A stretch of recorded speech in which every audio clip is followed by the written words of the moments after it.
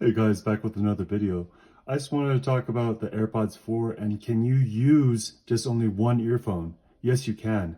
So I just left one in here and we could go ahead and then I have the other one in my ear and all you have to do is click the side while it's in your ear. You'll see that there's a little bit of this little dip right here.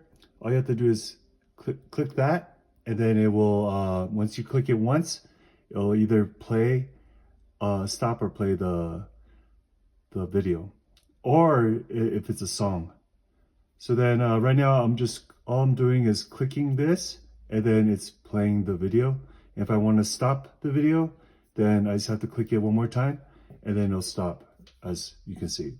So go ahead and try that out. This is how to use the earbuds to play and stop a video or song.